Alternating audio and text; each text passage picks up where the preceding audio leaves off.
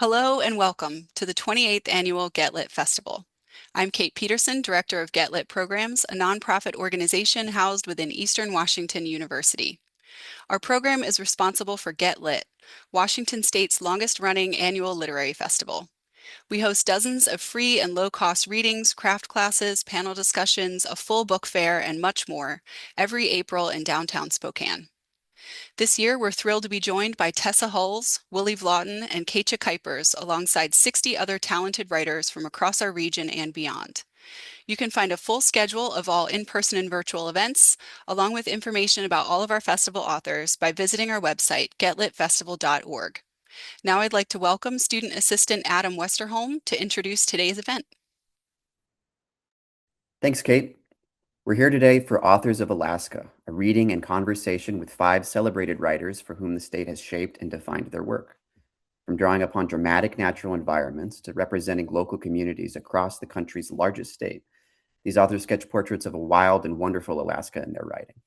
Today, Annie Wenstrup, Erica Watson, John Messick, Susanna Mishler, and Jeremy Pataky will read from their latest works and engage in conversations centered around place and belonging, disruption and climate change, and how they write about historical, political, and social ties to the land.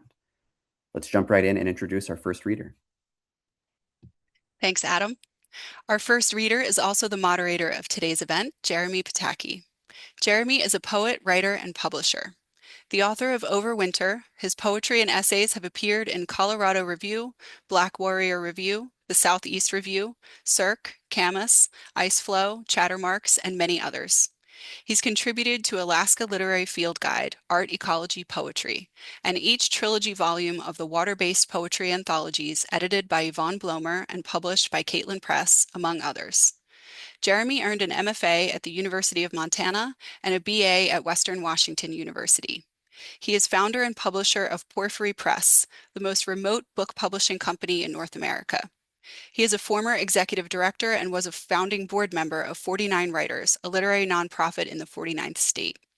He lives off-grid in a home he built in the boreal forest near McCarthy, Alaska, at the center of Wrangell-St. Elias National Park. Please welcome Jeremy. Thank you, Kate. I thought I'd read one poem today from a brand new anthology called Sublime. Let's see if I can get it to focus. As you mentioned in the intro, this is a third in a trilogy, and this is a poem called Cryoconite from Sublime Poems for Vanishing Ice. Cryoconite is this powdery windblown dust comprised of really fine particles of rocks, soot, and microbes that accumulates on glaciers and ice caps and snow.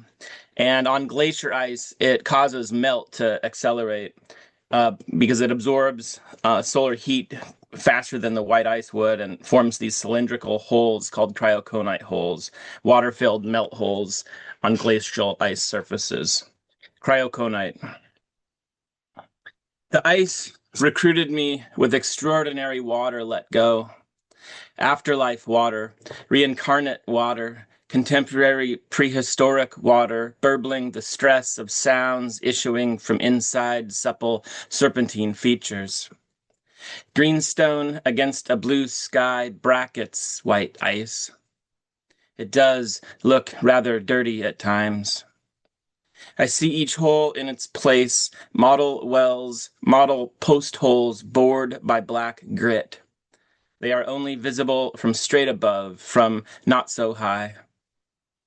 They hoard dark sunheat loads, black carbon sunshine ambergris, minuscule rock particles, yes, and wind-blown power plant soot, dust from distant deserts and farms, volcanic ash, wildfire ash. It makes of itself a drill. The holes grow, fluting old water that floods them, recessed gloves morphing to mittens. Fields of fetal creeks gestate in their merging numbers, rivulets. As myriad drops in time with gravity beget rivers, the snows, those winters, beget our restless glaciers. They bear us who walk untold meters above the barren valley floor. Silt factories, They convey mountains transubstantiated to dust, delivered by rivers to the purgatory of the sea. Thanks. Thank you, Jeremy. Our next reader is Annie Wenstrup. Annie, a Dena'ina poet, is the author of the Museum of Unnatural Histories and a 2025 Whiting Award recipient. She held a Museum Sovereignty Fellowship with the Smithsonian Arctic Studies Center in the Alaska office, supported through a Journey to What Matters grant from the CIRI Foundation, and was an Indigenous Nations Poets Fellow in 2022 and 2023. Her poems have been published in Ecotone, New England Review, Poetry, and elsewhere. She received her BFA in Creative Writing from the University of Alaska Fairbanks and her MFA from Stonecoast, University of Southern Maine's low residency MFA program. She lives in Fairbanks, Alaska. Please welcome Annie. Thanks so much, Adam. Thank you, Kate, and thank you, Jeremy. Exhibit A, uncollected excerpt, First Officer's Log. Our expedition to Yaganen was alarming. There, we encountered numerous humanoid life forms, and one that defies Linnaean classification. The humanoids were remarkable only in that they reminded me of home, how my mother sang to me, how my grandmother gathered plants to prepare medicine. There, at the river's mouth, I saw two eagles fight over a salmon. I turned to my shadow to make a joke, something about the two wolves inside me, but I only found absence. Then, along the beach, I saw her. I can tell you what I told Starfleet. From one side, she looked like a beautiful maiden, exactly like what you'd see in a hollow novel. Her hide dress, fringed and beaded, her hair a blue-black braid. She looked like home. We waved and she moved towards me. I suppose I can tell you that too. I wanted to meet her. I wanted to ask what it was like to still live in her ancestral home with her people, what it was like to be made of salmon, moose, and berry, to know herself as both the land and the body. When I say I want, what I mean is I envy. I suppose I'm enough of a man to tell you that. And yet, when she turned sideways to step over a large piece of driftwood, terror replaced desire. Like I said in my report, from the other side, she was indescribable, but I tried. Four-legged, more animal than girl. When I looked at her, all I could remember was that I was far from home. And its accompanying pair poem. Exhibit B, unfiled correspondence, stardate 2373. Dear Chakotay, simply I loved you, like the captain loves you, in sidelong glances, in unreality. How could I not? You with your tattoo, a professional. You lost in light years away from home. And yet you believe your ancestors guide you. I've watched you close your eyes to contact your spirit guides. It was more intimate than a kiss. I wanted to learn to pray the same way. Oh, Chakotay, if you'd asked, I would have joined the Maquis to be with you. I would have left my sun and moon and stars to follow you into uncharted space. I'd even adopt the doctrine of discovery for you. I'd imagined us standing on deck, quoting Picard. I imagined us daring each other to boldly go where no one's ever gone before. I wanted to want you because you were a wanted Indian, someone I wanted to be. Oh, Chakotay, how my heart broke when I realized each night with your cold cream and washcloth, you untattoo your face before you fall asleep, unreddened, unmarked. P.S. My heart, my red, red heart. And on. Thank you so much, Annie. Our next reader is Erica Watson. Erica's writing explores ideas of community, self, political action, and climate change at the intersection of the human and non-human worlds, and draws from experience living in lifelong intimacy with designated public lands. Her writing has received support from Fish Trap, Story Knife, the National Park Service, the Arctic Circle, and the Alaska Literary Award. Erica's first essay collection, Ghosts of Distant Trees, is available now. She lives and writes on the boundary of Denali National Park, Alaska. Please welcome Erica. Thank you so much, Kate, Adam, Jeremy, and all of my co-panelists. This is an honor to be part of this conversation. I will read a short essay from my essay collection, Ghosts of Distant Trees. This is called 15 Stones. My childhood best friend traveled to Rome with her family when we were 13, and she brought me back 2 film canisters, one black, one opaque white, full of small stones. I don't remember if I asked for this or if she thought of it on her own, a low-budget souvenir for her friend whose family only traveled to the Midwest on vacation and who never studied Latin, who only knew about minor Roman gods if they'd been featured in a comic book. The black canister contained 9 smooth, rounded gray pebbles and 2 chunky, jagged ones, and the white canister, 4 stones, each distinct in color and shape, and a folded scrap of paper with a handwritten key. Black, Forum, center of Rome. White, Colosseum, parentheses, gladiators. Even now, I'm a bit pleased that she misspelled Colosseum, a lingering remnant of our academic competition. For a time, we were inseparable and also unkind to each other in the ways of children and then in the ways of young women, and our eventual drifting was mutual and unremarked upon. But even at my most carefree, I was too sentimental to live light. I carried with me every stone I was ever given. Gifts become harder to discard the longer you've kept them. The canisters sit on my desk. Sometimes I line the stones in a row, imagining the distance they have traveled from Rome to Arizona to Alaska, the shifting of friendships and rivers. I still haven't been to Europe.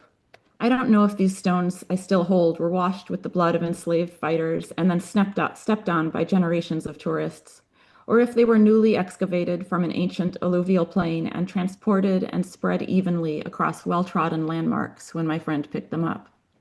I don't know if she knelt to the ground and chose each one like a flower, or if, rule follower that she was, it was a quick bend at the knees, eyes to the sky, fingers grazing along the ground where she dropped, aiming not to be caught doing something that might be seen as stealing. I don't know much about Roman geology or architecture other than that it wasn't built in a day, but then what is? I do know that good gravel enables the kind of high-impact, long-lasting infrastructure that defines contemporary notions of development. It's a tradition that values ruins with a footprint and a skyline, roads with carefully constructed geology. I live on a land carved by glaciers and shifting rivers, and under what's now the surface are deposits of silt and rock broken down to rounded stone by water and into jagged chunks by ice. My front door opens within easy shouting distance of 2 industrial-scale gravel pits, where these deposits are mined and crushed and processed into 2- and 3-inch rocks, bought, sold, and made into driveways and parking lots and roadways. Here, gravel sinks into muddy potholes and melting permafrost and must be replenished if the guise of permanence is to be maintained. It's not cheap. You can easily blow a few $100 on a single parking space. Gravel has a politics. Power lies in the ability to build a base. All other industry is ephemeral. I've learned that there was a Roman god of boundaries and stones, and he too required blood. The god's name, Terminus, also refers to the low end of a glacier. As the world becomes a less welcoming place for ice, most glaciers retreat farther into the mountains from which they flow. The rock and silt left in a glacier's wake has all traveled some distance to the place it has dropped. This is why the rocks and glacial rivers flowing from the Alaska Range are such an assortment of color and composition. They are an amalgamation of all the geologic processes that shape a continent. Everything is always in some kind of motion. Anything built always tilts toward ruin. Maybe it is Terminus, incarnate as an imagined future scholar of minute geologic discrepancies, who keeps me from tossing these stones onto our gravel road to blend with those that look just like them, to feed the insatiable potholes of a subarctic spring. He would note in these visually unremarkable Roman stones distinguishing traits not explained by shifting fault lines or glaciation, but by the most haphazard of human movements. I have built no altars and slain no goats, and I am not inclined toward prayer. I don't know if we were meant to take things in this way. I don't know what is mine to carry and what to return. Thank you. Thank you so much, Erica. Next up, we have John Messick. John is a writer, teacher, husband, and father. He currently serves as assistant professor of writing at Alaska Pacific University, where he teaches composition and creative writing. He also has worked building hiking trails, fighting wildland fire, and shoveling snow in Antarctica. He divides his time between Soldotna and Anchorage, Alaska, and spends lots of time outside with his spouse, Molly, and their 2 children. Please welcome John. Hi, thank you. I'm going to read a really short section from an essay called Learn the Flowers, which is the essay takes its name from a line from a poem by Gary Snyder. Just before I moved to Alaska, I stayed in Istanbul for a week with an American expat named Jim. One day, Jim took me and his mother on a tour of the city's mosques and churches. We took ferries across the Bosporus, hopped trains and buses, marveled at the blue mosaics while Jim expounded on the architectural fluidity of Ottoman religious buildings. Later, we walked through the alleyways of the Golden Horn, where we stopped to check out a small church near the home of the Patriarch of Constantinople, the spiritual leader of Orthodox Christianity across the globe. We arrived too late to visit the parish, but just in time to see Patriarch Bartholomew flanked by security guards climbing into a black sedan. The car stopped next to us, and the driver stepped out to open the rear door. The Patriarch beckoned us to the car. I bowed my head, and he pressed a bracelet of prayer beads into my hand. He handed the same gift to Jim's mother. But when Jim stepped in for a blessing, however, the Patriarch couldn't find another bracelet. Finally, he rummaged through his cassock, pulled out his keys, and removed a small LED light from the keychain. He demonstrated it by clicking the switch on and off several times, and then handed it over. "A light," said the Patriarch, "to shine." The car pulled away, and he was gone. I told that story to my coworker, friend, and mentor, Alan Boris, not long before he died in 2019. Alan was one of Alaska's most respected anthropologists, one of the most gifted, empathetic thinkers I have ever known, a man who fought for land and subsistence rights regardless of consequences, who understood that the people who have lived in a place longest generally have the most to teach us about how best to reside there. He thought about my story for a long time before he replied. "You really only need a flashlight for about half the year up here," he said. We laughed, but then Alan added that if you know a place well enough, you didn't need a light at all. He told me about a ski trip he once took where he'd gotten caught out near dark and unfamiliar country, but made his way home because the Dena'ina place names, which he knew for the lakes and rivers where he was traveling, had directions embedded in them. Knowing the land kept him safe. Alan's work makes the claim that we elevate it to the sacred, those things that are most important in our lives. He believed that people need to spend time with a place, nurturing it and navigating it to have a real relationship with that place. In a world where we have hacked away at our roots, it isn't easy to develop personal connections. The cohesive narrative that we envision, the one about finding ourselves and faith, about healing and purpose and our own little slices of paradise, distorts the reality and complexity of just being present. When we never stop searching, the balance of our lives never quite reaches equilibrium. Too often, I have sought reinvention by moving from place to place without pausing to reflect. I tear off one mask only to find another underneath. I embark on quest after quest to address problems created because I wasn't willing to simply be still. I am still learning to be homesick. Perhaps it matters less what we do than it matters how we connect with the place where we choose to do it. Whether we seek our answers in the dark corners of foreign cities or a dilapidated cabin, we must first learn how to look. Sure, it helps to carry a flashlight, but the real trick, I think Alan would say, is to simply know where you are. Thank you. Wonderful. Thanks, John. Our final reader is Susanna J. Mishler. Susanna is the author of Termination Dust, which was a finalist for a Lambda Literary Award. Her poems have appeared in Alaska Quarterly Review, the Iowa Review, Kenyon Review Online, Plowshares, and elsewhere. Her work has been supported by the Rasmussen Foundation, the Alaska State Council on the Arts, and the Kenyon Review Workshop. She is a journey-level electrician and teaches her trade to local union apprentices in Anchorage, Alaska. Please welcome Susanna. Thank you, Kate. Thanks, Adam and Jeremy, and my fellow panelists for being here. It's an honor. I'm going to read a piece that came from fragments that I kept in a notebook when I was working on Kodiak Island at Pasagshak Point, which is where a rocket launch tower was being rebuilt.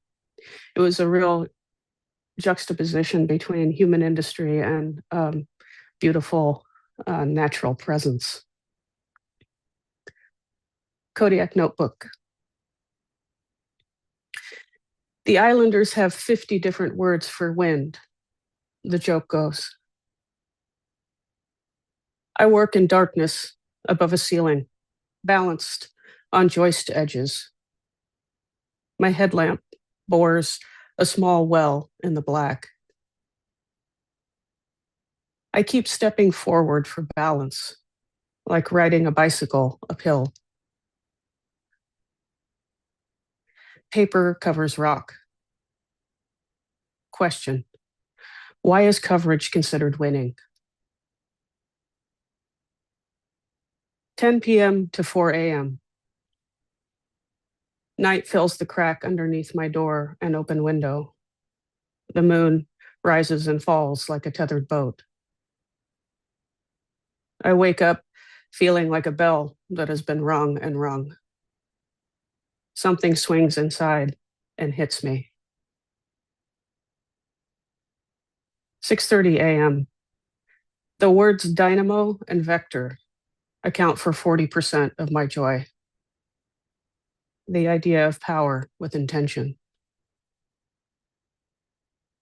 Aha moment. The fog is the dwarf lupin's intention. How the fine hairs gather mist and guide it to the centers of its palmed leaves. How are you not implicated in this vulnerability? Do you need a tampon? One man says of another's complaining. Friday. I work outside on an extension ladder, floodlight in one hand, drill in the other.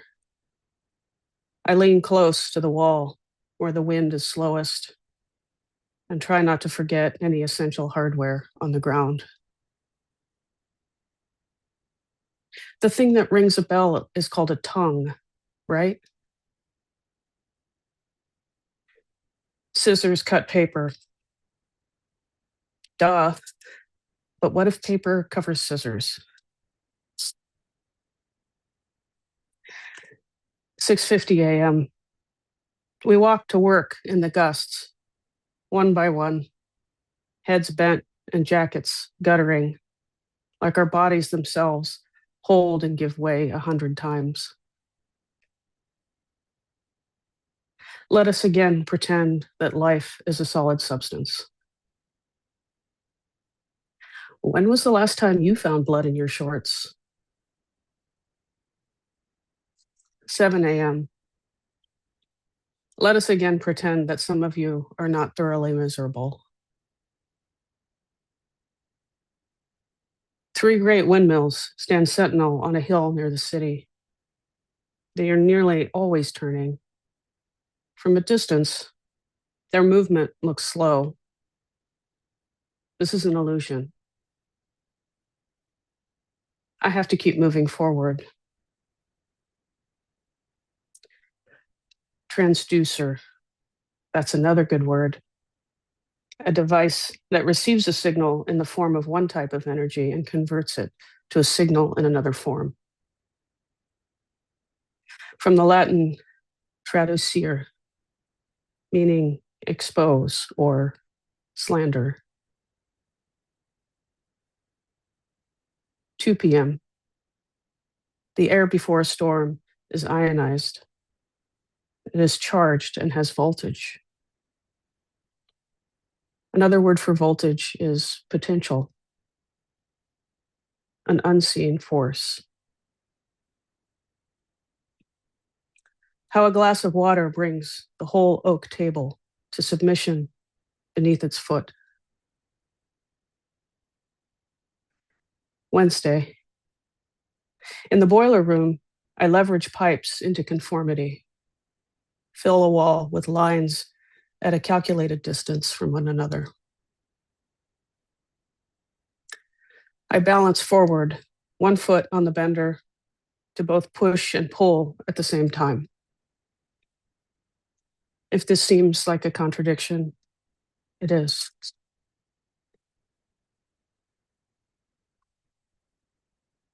What do you tell a woman with 2 black eyes? Another journeyman asks. My last day on the job, the foreman confides. I'm glad you showed up here. It cleaned up the lunchroom jokes. If this seems like a contradiction, sometimes what we make bears no relation to our promises. I have to keep moving into the next moment and the next. And when I didn't speak, I became a secret, a testimony against my own body. Rock crushes scissors. Nothing. You just told her twice.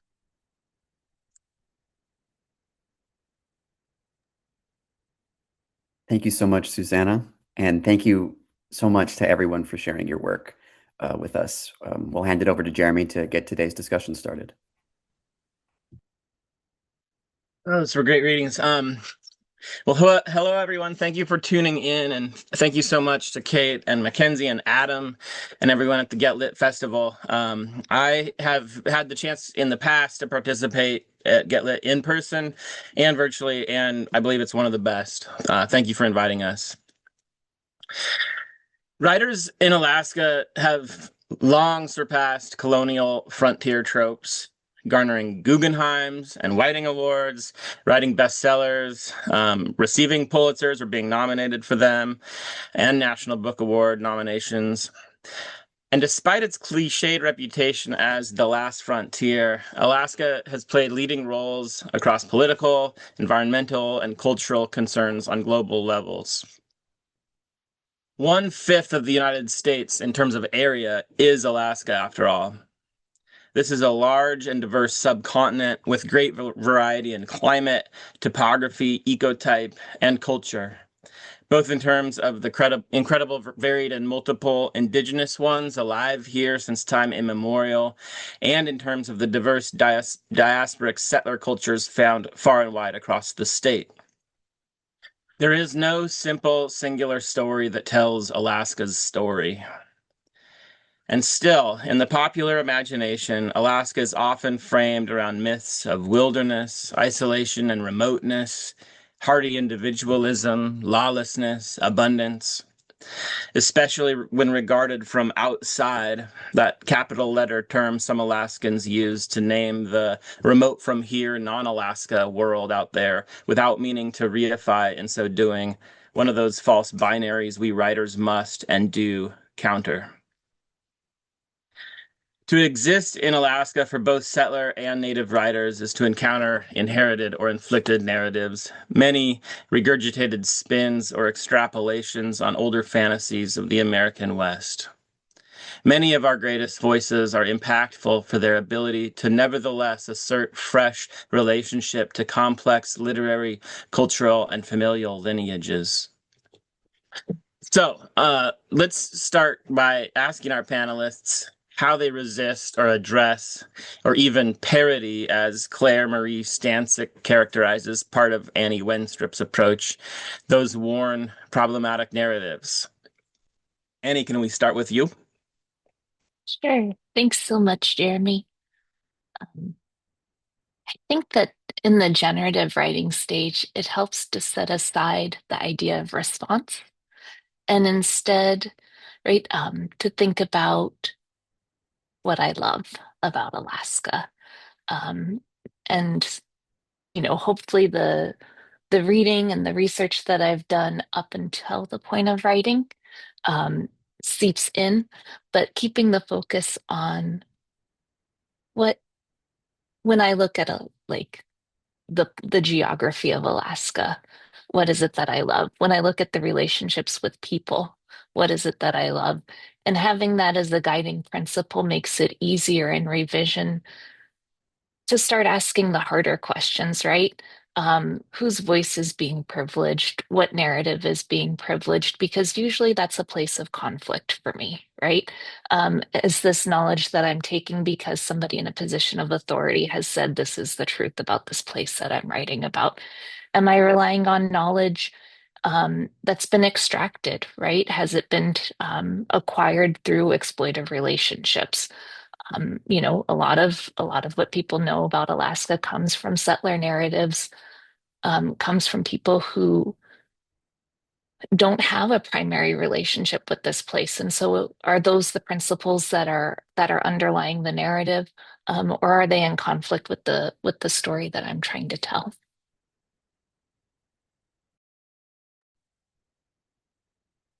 I love that uh, generative approach of sort of putting aside the worries of response to focus on that which you love as a writer. That I think that's wise advice and good practice. And then zooming out maybe from there in revision and looking at how you're fitting into the broader conversation, I suppose, and changing it as you go. Do any of the others, is this something you relate to, John or Susanna? Yeah, I do. I do. Annie, your comments make me think about the difference in my mind that I had named uh, lyric time versus historical time. And in writing a poem, it is I I as I am writing the poem, I hope to be participating in lyric time, which is a very non-chronological place of presence um, that um, occupies its own forever. And and I hope often with my poems that they are a little island of lyric time for the reader. And how the lyric time fits into historical time is another question that is a more of a editorial, I guess, rather than a compositional type of concern. And that is what it makes me think of. And but that the lyric seems to be, for me, the most genuine place and most generative place to come from in my writing. I love that idea of lyric time versus historic time. And yeah, it's just such a well stated sort of insight into your poetics, Susanna. And just thinking about time and thinking about the piece that Erica read, which looks at geologic time, and sort of compresses time as a person living next to gravel pits, near a economy that runs off tourism. Um, I was just wondering, Erica, if questions of time, questions of lyricism versus narrative, and place, if any of those topics or threads kind of speak to some of how your work, I think, is does break down some common Alaska binaries. Yeah, I always feel like very humbled but excited to jump in following poets who have these like brilliant theories with which and prisms through which to look at their own work. And as you were both speaking, I'm like, that resonates so much, and I want to talk about it. And I also am aware of like how much of my own early writing was just born of a desire to fight with the ghost of Ed Abbey. And that's not like a way to build a career, but I'm aware of its power for me. Um, like he's always there. So I'm going to kind of come into both of these questions at the same time, I think, like thinking of these very reductive and problematic narratives that as a settler writer growing up within a conservation minded household within nationalist agencies that informed how land is understood in the American West and then in Alaska, like I kind of had to look a little bit more clearly at what I was carrying with me. And that's, you know, ghosts of dead white men and pebbles primarily. And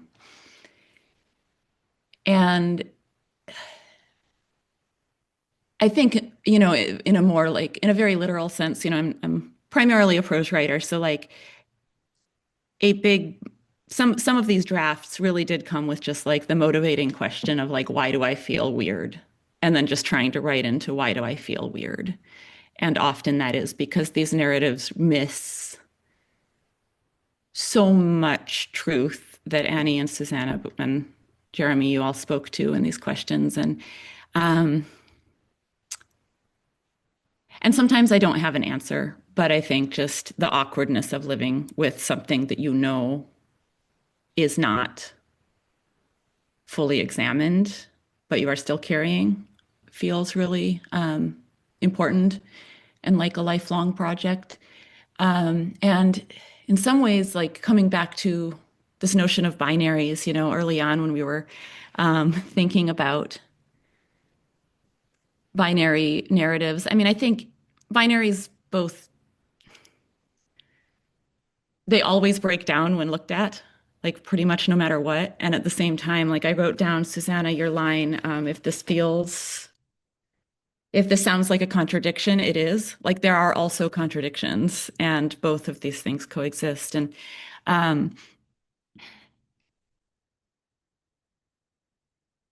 I think a caution for me too is like to not get too overly excited about looking for signs of heavy industry in a designated wilderness, because then you also might miss elements of the landscape that are also very real, like the realities, the material realities of looking at a place that is not moderated by human desires and actions.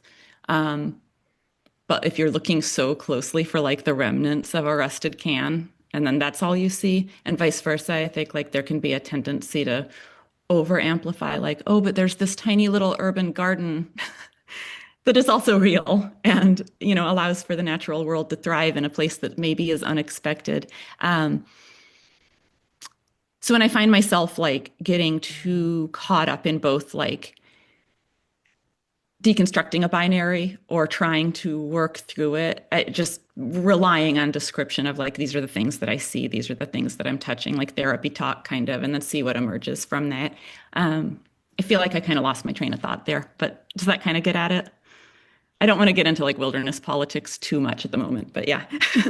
No, that's great. Yeah, and yes, a good reminder, sort of like Susanna was saying too. Even if you're, you know, um, standing on a rock in the ocean next to a space rocket launch tower, it's and which is pretty serious infrastructure. Lo and behold, there's tiny plants that are beautiful, and it turns out they were actually responsible for summoning the fog. Um, you know, some of what you were speaking to, Erica, brought some of John's work to mind, and you know, maybe it's worth reiterating as you kind of indicated, like, you know, you were raised in the, you know, in the American Southwest, and came to Alaska as a young adult, having come to Alaska from a family that's involved with the National Park Service and a sort of inherent appreciator of public lands, but also, like you said, struggling with pushing back against those inherited narratives from people like Ed Abbey. The subtitle, Ghosts of Distant Trees, Ghosts of Dead Eds. But John, you know, I think some of that speaks to a bit of what you were describing in the piece that you read with Alan Boras and sort of the responsibility of trying to learn how to know a place so that in a perfect world you can maybe properly, if there's such a thing, love it. Back to writing, starting with what we love. Would you like to speak to, any of that sense of like how responsibility to land or community or history or your neighbors looks like in your writing? Yeah, I'm not sure I'm qualified to talk about what it looks like in my own writing, because I'm not totally sure that I'm achieving it in my own writing, and I'm not totally sure I'm achieving it in my own life. But I do want to talk about something that I think connects to many of these questions, which is, of course, Molly of Denali, which is a children's show that might be the best and most accurate portrayal of the complexities of Alaska that I have encountered. As a small cartoon, when I watch it with my children, I am moved at almost every episode by the way in which the show manages to celebrate through a child's eyes both Alaska and growing up, while also refusing to oversimplify some of the complexities.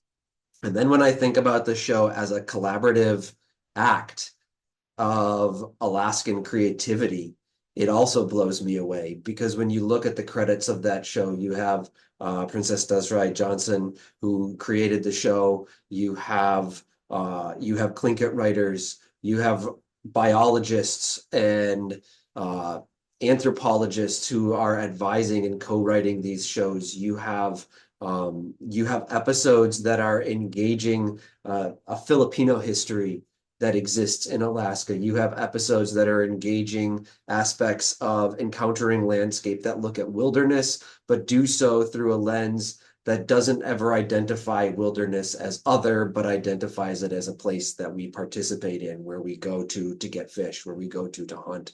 In its inclusivity and in its willingness to talk about the hard stuff as a collaborative project, Molly of Denali has done, I think, absolutely incredible things.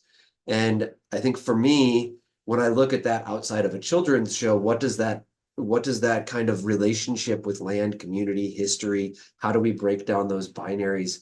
I think projects like the Alaska Field Guide that just came out, which I know, are all of you in it?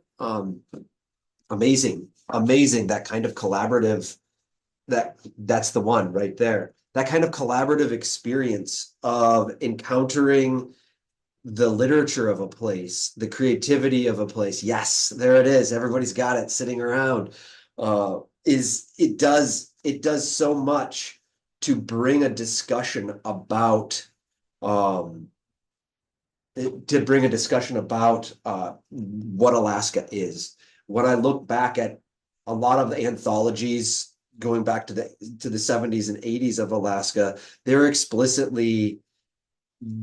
very explicitly like white, and they're very much pushing that narrative that we were talking about, and creating more complex narratives through more complex representation.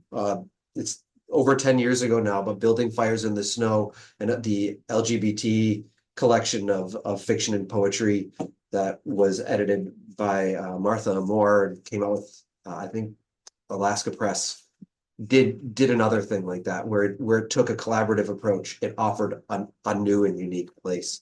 I also want to, before I stop talking, I want to thank Annie for putting in the chat that Molly of Denali is explicitly Alaska Native led, which I think also really adds to what makes it, and something that makes what's happening in Alaskan literature today super, super powerful. We should be privileging and stepping aside if we are not Indigenous for that first occupancy knowledges to take precedence in ways that they have not been allowed to in the past. And Alan used to always ask me, and he'd push back when I'd say, I want to do something, I want to write about this. And he'd go, well, what does that do for the community? What are you going to bring to the community? And that feels like a really difficult, maybe impossible thing to answer when you're talking about a white person trying to interact with Indigenous communities. But I think one of the things that we can do as writers is listen and acknowledge and respect. So I don't know if that answered anything, but thanks for letting me talk about cartoons. Thanks, John. Does anybody want to respond to John? I'm thinking about the binary. That word's come up a lot in our discussion, and just thinking about the settler narratives that I've inherited, and Erica really cracked me up when you said you're like, I'm arguing with Ed Abbey's ghost. I was on a desert field studies program when I was 19, reading Desert Solitaire in the canyons, right, and was enchanted at the time, right, and definitely can relate very much to that sentiment.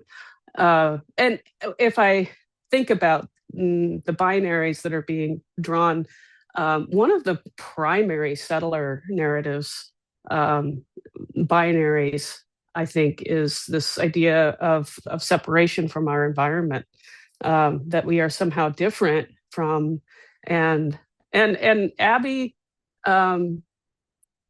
it's funny, there's this also this thread, I think, in settler nature writing that is very romantic, and it's this funny contradiction that we are somehow rejoining our environment, and yet there's this primary binary that is unexamined, and instead of rejoining, there's this romanticizing, which I think is anything that gets romanticized is necessarily other.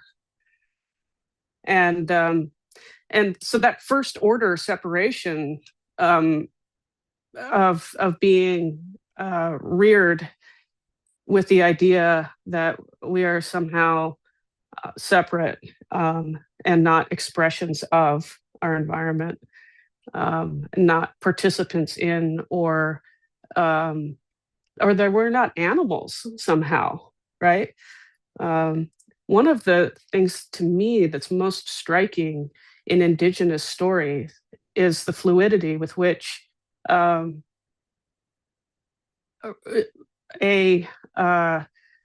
animal or animal spirit will inhabit a fluid body that seems to be anthropomorphic at times, and then other times more like the animal that I'm accustomed to seeing. Like there are times when Raven seems to do things that would require thumbs, so and I believe that Raven does have thumbs, but there's no.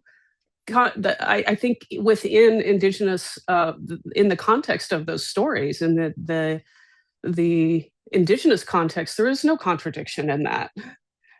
And but for the settlers, we have a hard time wrapping our heads around that, because we think of ourselves as separate and non-fluid and more static. And I guess I'll stop there. Annie, do you want to respond to any of that? I'm just so glad that Susanna brought up that it's such a Western idea, right, to have the separation of the human from nature, and that idea that what does it mean, right, to say that everything besides human is other? It's a deep loss, right?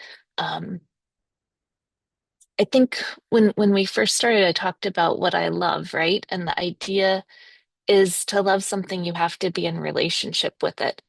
And so, and in that relationship, it no long something's no longer other, right? Whether it's a person or a place, your pet, you can't other something while you're loving it. Um, and so it does seem really striking to me that when like traditional conversations about environmental protection or engaging with the more than human world come up, people talk about loving the wilderness, but they still want to be separate from it. Um, and so thinking about how to complicate those narratives or that idea of what that relationship is, right? Like I'm not leaving my house and going out into the wilderness. I'm just moving from one environment to another, and through that environment, right? It's something that's fluid rather than this stark delineation of place and person. Absolutely. And I mean, I think one of the richnesses of of living in Alaska is both abundant opportunities to be in relation with other beings that inhabit the same space that we're inhabiting, but also to inhabit this web of stories that I mean that in various ways are made available, including like John was talking about Molly of Denali. That is one example. But stories from people who know this place best, and yeah, I think that the conversation here about like contemporary literature in Alaska only exists within that context of the fact that humans are storytelling animals, and we are animals among other animals, um and in a way Alaska kind of becomes this sort of petri dish experiment that has something to do with how does narrative work? Like how is it part of or lyricism? Back to Susanna's lyric time, which I love.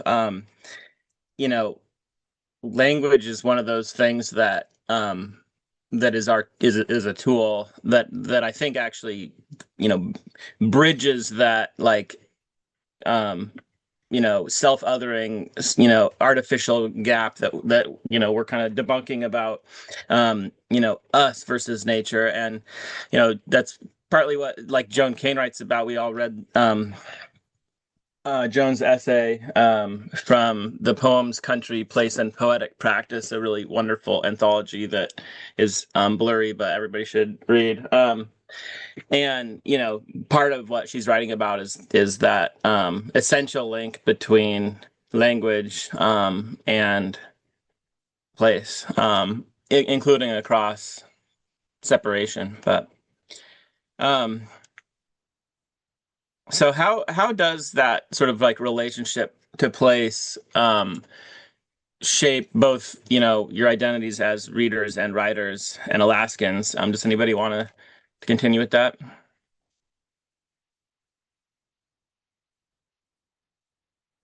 Like even if you're not writing, like we're all writing in a place, even if we're not writing about the place. So I'm just curious whether or not Alaska is basically an influence in one way or the other, or if that's sort of f- fishing to put a square peg in a round hole, to frame it that way. Thanks for that question, Jeremy. As I was rolling around some of our pre conversation, I was thinking about what makes me feel tied to a place, and I don't want to overlook death as a connection. When I first started writing with intention, with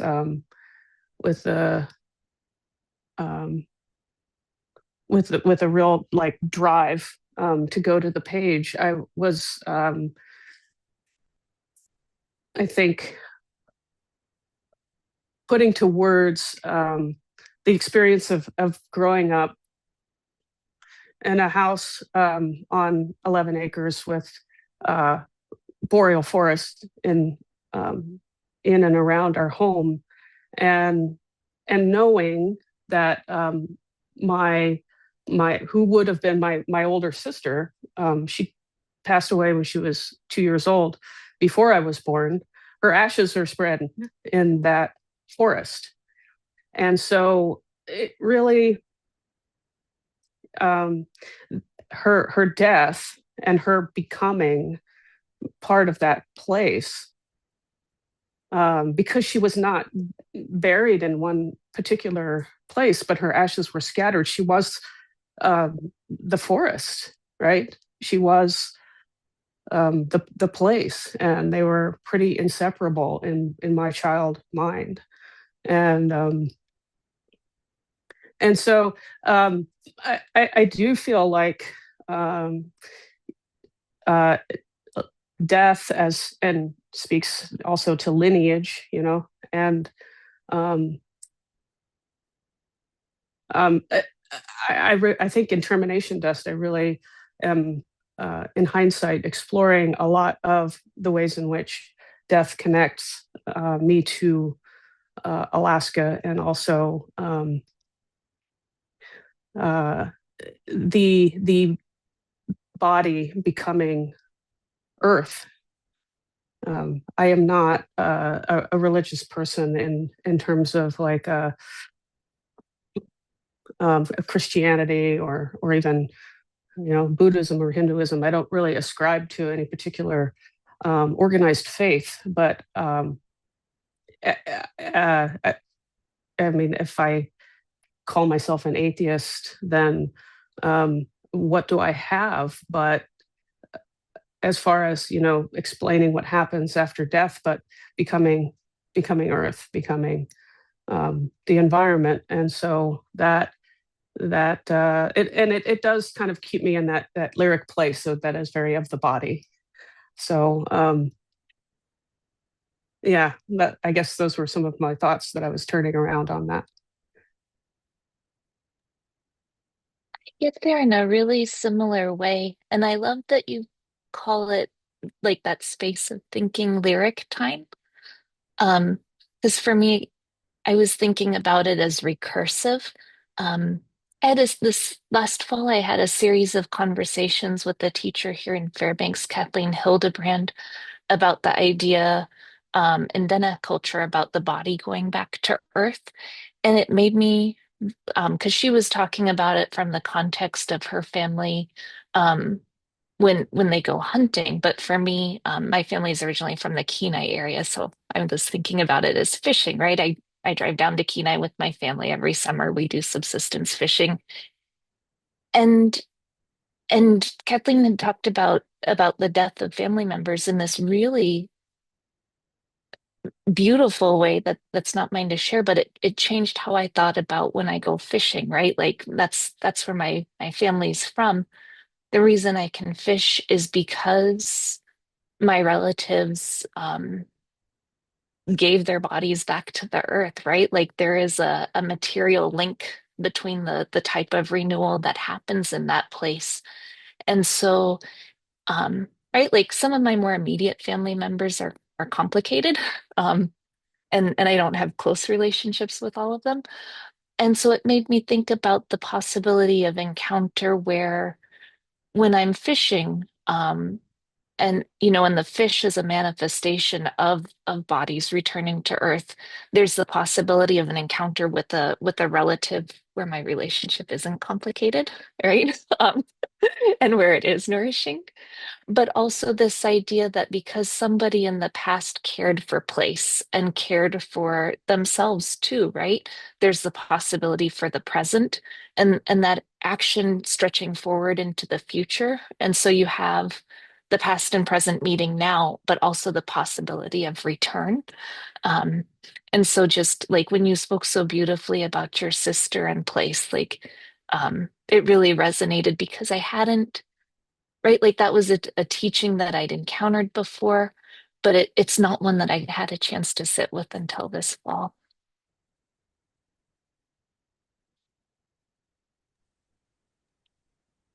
Is there time? I want to be very brief, and I just so appreciate Annie and Susanna, what you just shared. And something that surprised me in my own revision process when Ghosts of Distant Trees was becoming a book was to understand that in order to feel grounded in the way that I was writing about home, Denali National Park, Alaska as a place, I had to kind of interrogate my own maybe absences and deaths to some degree. Some of that is off the page, but it prompted me in a really surprising way, I think, to go back to what I do know of my own settler family's mobility around the continent and kind of think through what my relationship with those places is too, and that I could not be honest, maybe, in my own writing about Alaska as a place that I have arrived as an individual, without really going back to some of the other places. And often that is a story of absence. And that's what that looked like for me. So that really resonates and kind of helps me understand why that felt weird and necessary also. So thank you for that.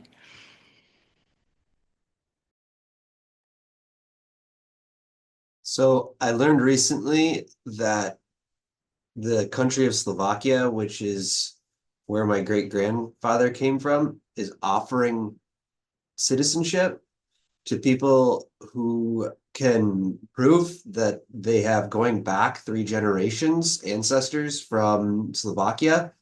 And I learned this and I was like, oh, sweet, what's up? Second passport. I could use one of those. But then I got to thinking about it, and what I kind of landed on was why would I do that? It didn't make sense to the kind of family connections that I know, to the history that I experienced growing up, and to the identity that I have shaped as a person who was born in the United States and moved to Alaska. And so the opportunity of it made me really think about the way in which like my own relationship to land and to the narratives about like land and family and immigration are shaped by the movement of it in the narrative. This east to west movement, you move from Europe to America, from America you move west. Alaska, in that kind of dominant narrative of American history, is the furthest west. Even as we go north, it's still like it's the ultimate in westward expansion in that dominant narrative. And the thought of getting a passport, both I wanted to reject that because I don't have a connection to Slovakia by language. I don't have a connection to Slovakia by culture at this point. That's all gone. It's been lost through the distillation of culture in America that has happened. But the idea of decentralizing the story and having a more multiplicitous connection to place was really attractive to me.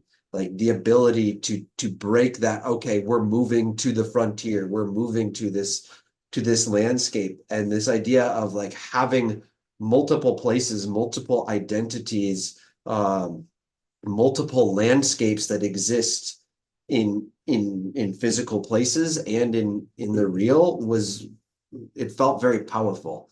And I wonder what that looks like. It's something I want to explore in my writing. It's something I've started to explore in a novel project that I have, this idea of how do we combat that dominant narrative of linear movement into a decentralized kind of movement. It makes me think of Susanna's lyric time. It makes me think of the way in which like we can conceptualize not just our writing, but our sense of place in that as well.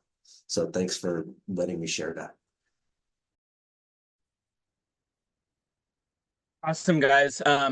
We are at time. This has been a really wonderful conversation, but before we shift gears to closing it out, does anybody have a closing or parting idea or thought related to the conversation that they'd like to put out there? It's okay if not. Well, in that case, thank you again so much to Get Lit. Thank you, Kate Peterson. Thank you, Adam Westerholm, for hosting us. Thank you to this incredible panel that I was lucky to sneak onto. Thank you, Erica Watson. Thank you, Annie Wenstrup. Thank you, John Messick. Thank you, Susanna Mishler. Thank you to everybody who is watching. I hope you will buy all of these authors' books if you haven't already. Yeah, it's been great. See you next time, and thank you so much. Thank you so much, Jeremy. And thank you, Annie, Erica, John, and Susanna. I just loved all of today's readings so much. They were just so powerful and really evocative. And thank you, Jeremy, for doing such a great job moderating. I love that we were really able to get, I think, a sense of Alaska and all the beauty and nuance that it means to be an Alaskan writer through that conversation. I especially loved what you talked about when you talked about pushing back against the Western idea of the separation of human and nature. Annie, I especially loved what you said about the fluidity of place and person, and that you can't other something if you're loving it. That was just really beautiful, and it's such an important conversation for us to present. So thank you all again for being here and sharing your work with us. Thanks also to Adam, Get Lit's assistant coordinator, for being here with us today and for all of his hard work throughout the year to help us build the festival. And thanks to Mackenzie Draper, Get Lit's assistant coordinator as well, who could not be here today, but who spent the last 2 years working with the festival and is about to defend their thesis. So big thanks to Mackenzie for all of the work that they put into Get Lit this year and throughout their time in the MFA program. And to everyone watching at home, I hope that you'll join us for more festival events, both in person and here on Zoom. I also want to remind everyone at home that we do have links embedded in all of our event descriptions that will lead you directly to our local indie bookseller, Auntie's, so you can purchase or pre-order all of the books by today's writers. Thank you to Auntie's for being our official festival bookseller. Please visit our website, getlitfestival.org, for our full schedule and more information about all of our authors, including today's 5 talented writers. Thank you again for joining, everybody. Goodbye. Thank you. Bye.